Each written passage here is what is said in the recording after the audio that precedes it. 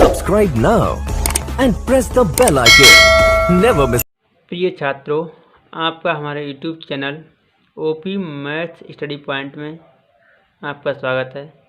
आज हम चैप्टर 4 द्विघात समीकरण में प्रश्नावली 4.1 के प्रश्नों को हल करना बहुत ही सरल तरीके से समझाएंगे। इससे पहले आप यह जान लें आखिर कि द्विघात समीकरण किसे कहते हैं और इसकी पहचान क्या होती है। द्विघात समीकरण वह समीकरण जिसमें चर की सबसे बड़ी घात 2 होती है उसे द्विघात समीकरण कहते हैं। जैसे x² + 1, 2x² + 5x + 2। यहाँ पर जो चर है इसकी घात 2 है, यहाँ पर जो चर है इसकी घात 1 है। तो हम ये देख रहे हैं इस पूरे व्यंजक में जो चर है उसकी सबसे बड़ी घात कितनी है 2। इसी प्रकार आपके और भी एग्जाम्पल हो सकते हैं, इसीलिए डैश डैश डैश आदि। द्विघात समीकरण का मानक रूप क्या होता है? ax² + bx + c = 0, जहाँ पर a, b, c वास्तविक संख्या होती हैं, वास्तविक संख्याएं होती हैं तथा a का मान जो है आपका 0 नहीं हो सकता, अर्थात a ≠ 0। प्रश्नावली 4.1 में पहला सवाल है, लिखा हुआ है जांच कीजिए क्या निम्न द्विघात समीकरण हैं। तो इसमें आपका पहला खंड है x + 1 का होल स्क्वायर बराबर 2 ब्रैकेट x - 3।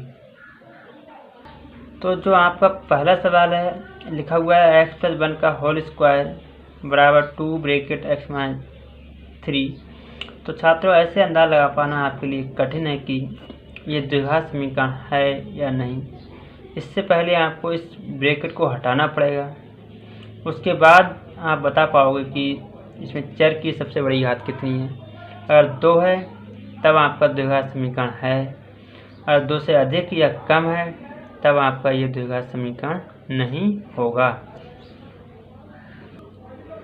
तो इसका आप सूत्र खोलें, ये बनना है आपका a + b का होल स्क्वायर। क्या होता है? a² + b² + 2ab 2x × 1 बराबर 2x - 2 × 3। x² आपका ऐसे ही रहेगा, 1 का वर्ग 1 और +2 एकम 2 बराबर 2x - 3 दूनी 6। सारे पद उठाकर आप तरफ ले आएँ तो x² ऐसे ही +1 +2x है, इधर लाएंगे आप तो -2x बन जाएगा। ये -6 है, इधर लाएंगे आप तो +6 बन जाएगा बराबर 0, जिससे आपका x² ये +2x और -2x कट जाएगा, 6 और 1 7 बराबर 0। तो अब आप यहाँ पर देखिए जो चर है उसकी सबसे बड़ी घात कितनी है 2, इसलिए यह आपका द्विघात समीकरण है। अतः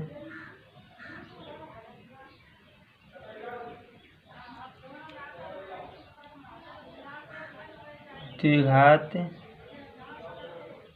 समीकरण है क्योंकि चर x की सबसे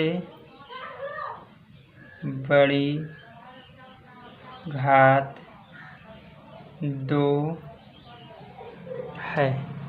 इसी तरह हम दूसरा वाला भी खंड हल कर सकते हैं। दूसरा खंड आपका लिखा हुआ है एक्स स्क्वायर माइनस का 2x बराबर माइनस का 2 ब्रैकेट 3 माइनस एक्स। चलिए देखते हैं क्या है। एक्स स्क्वायर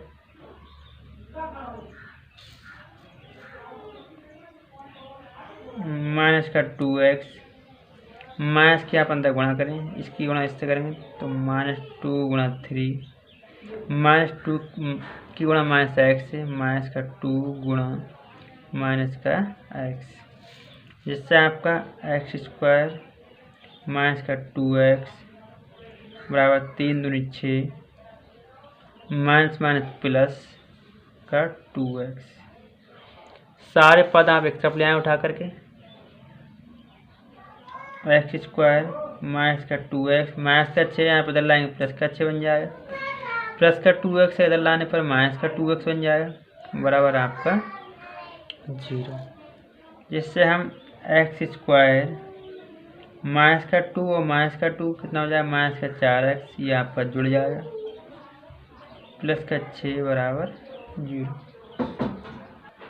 तो हम यहाँ पर ये देख रहे हैं कि यहाँ पर जो चर x है इसकी सबसे बड़ी घात कितनी है 2, यहाँ पर कितनी है 1, तो इस पूरे व्यंजक की घात कितनी है आपकी 2, इसलिए ये आपका द्विघात समीकरण है। अतः द्विघात समीकरण है क्योंकि चर x की सबसे बड़ी घात 2 है। तीसरा खंड देखते हैं क्या है इसमें लिखा हुआ है। तीसरा खंड भी आपको इसी तरह है, इसमें लिखा हुआ है x minus 2 bracket x plus 1 बराबर x माइनस 1 और ब्रैकेट x प्लस 3। तो इसमें भी आपको छात्रों पहले ब्रैकेट हटानी है, उसके बाद जो पद कट रहे हैं उन्हें आप काट देंगे। काटने के बाद देखेंगे अगर चर की सबसे बड़ी घात 2 होगी तो आपका द्विघात समीकरण है, और घात 2 नहीं है तो आपका द्विघात समीकरण नहीं होगा। देखते हैं क्या आता है। पहले आप इसकी ब्रैकेट हटाएं, x से गुणा x से करेंगे तो इससे आपका एक्स स्क्वायर बन जाएगा, x से गुणा 1 से किया आपने 1x माइनस 2 की गुणा x से की माइनस का 2x माइनस 2 की गुणा आपने 1 से की माइनस का 2 एकम तो बराबर x से गुणा आप x से करें एक्स स्क्वायर, x की गुणा 3 से करने पर 3x आ जाएगा आपका, 1 की गुणा x से करने पर माइनस का x और माइनस 1 की गुणा 3 से करने पर माइनस का 3 एकम 3। सारे पद उठाकर आप एक तरफ ले आएँ, जिससे आपका एक्स स्क्वायर यहाँ 2x में से प्लस का 1x जाएगा तो माइनस का 1x माइनस का 2।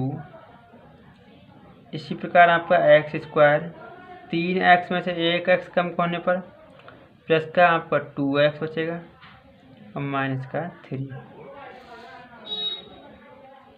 एक्स स्क्वायर माइनस का 1x माइनस का 2x इधर लाएं उसे तो माइनस का एक्स स्क्वायर बन जाएगा माइनस का 2x बन जाएगा और प्लस का 3 बराबर 0।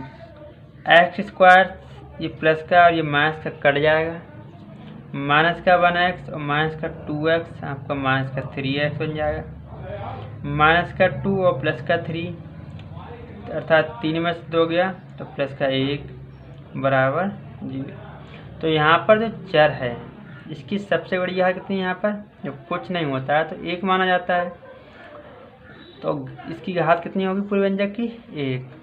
तो इसलिए क्या ये आपका द्विघात समीकरण नहीं है, क्योंकि चर की सबसे बड़ी घात कितनी है इसमें 1 है।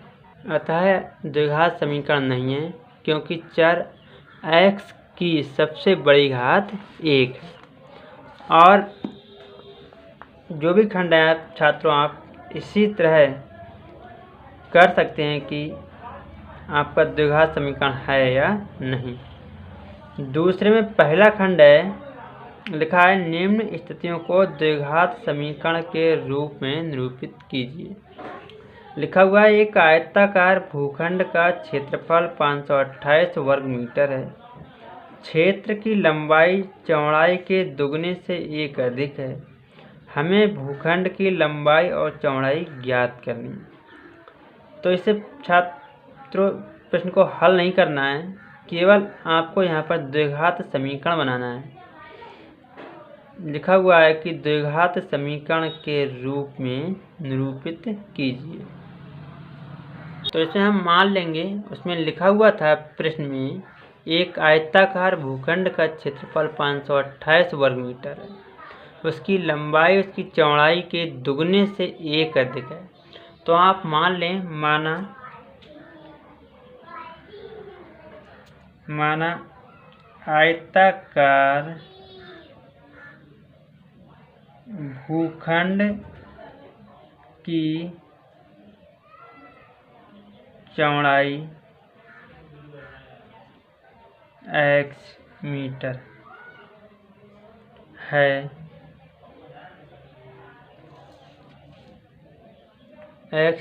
है, तो लंबाई कितनी हो जाएगी? उसमें लिखा हुआ है कि चौड़ाई के दुगने से, अर्थात 2x। कह रहा है 1 अधिक है, अर्थात प्लस का। भूखंड का क्षेत्रफल दिया हुआ है,